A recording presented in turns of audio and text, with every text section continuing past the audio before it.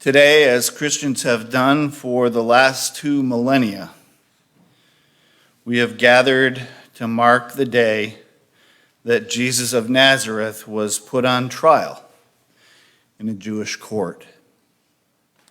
And though he was innocent of the charges that were brought against him, he was sentenced to death.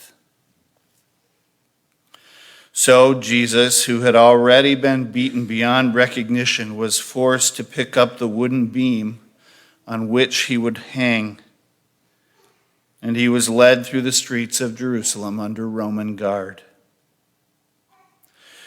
When they reached the place called the Skull, his body was stretched across that beam, and his hands were nailed to it.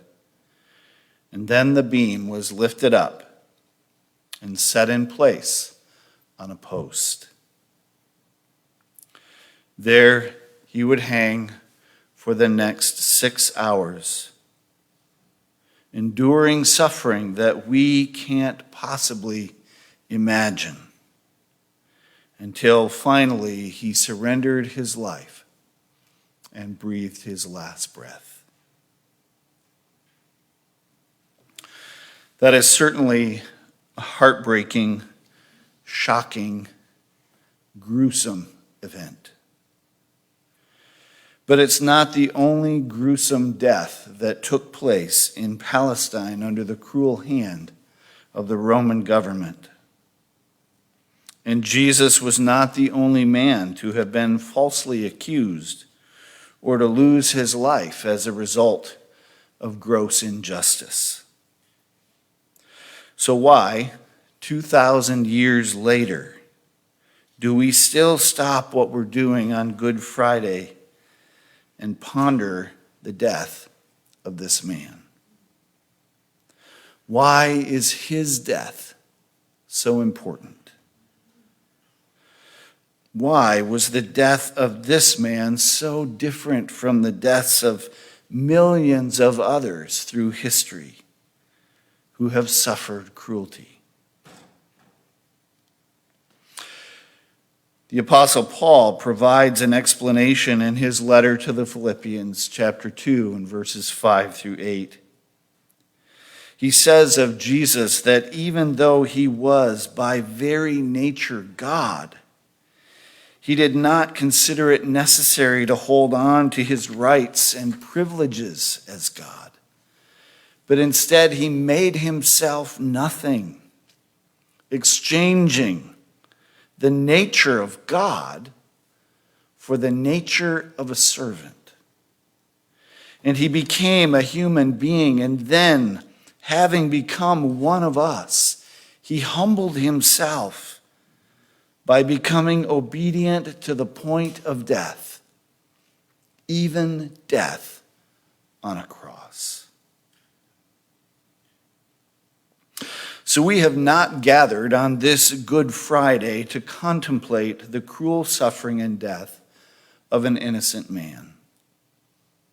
If that were the reason, we would have to gather every day, all day, for millions have died such deaths.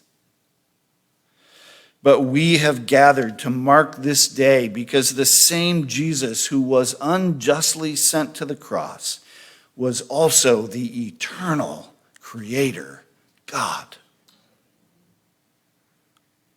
It was not just an innocent man who stretched out himself on the cross that day. It was God. The implications of that are astounding. The same God who has given us our very life allowed his life to be taken by us. The same God who holds our very breath in his hands put himself in our hands. And though he could have unleashed the fury of heaven and destroyed his captors without so much as a glance, instead, he willingly stretched his arms across that beam and opened his hands to receive the nails that were driven through them. But why? Why would God willingly surrender himself to such a death? We hear the answer to that question in the words of the prophet Isaiah. Isaiah 53, verses 4 through 6. The prophet says, "Surely he took up our pain and bore our suffering. Yet we considered him punished by God, stricken by him, and afflicted. But he was pierced for our transgressions. He was crushed for our iniquities. The punishment that brought us peace was on him, and by his wounds we are healed. We all like sheep have gone astray, and each of us has turned to our own way, and the Lord has laid on him the iniquity of us all." That is what this day is all about.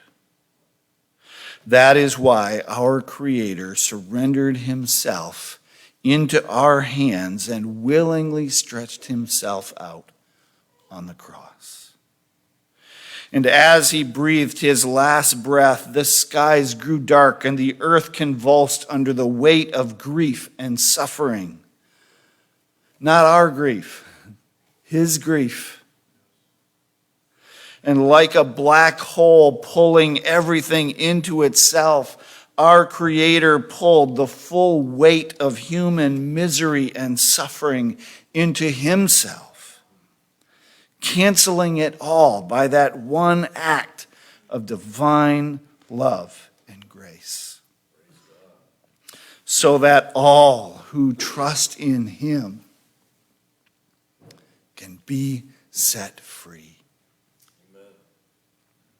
by the blood of the Lamb. Reflecting on that event, which he himself had witnessed, the Apostle John said this in 1 John chapter 3 and verse 16. He said, "This is how we know what love is. Jesus Christ laid down his life for us." What a wonder! Jesus Christ, our Creator and our God, laid down his life for us.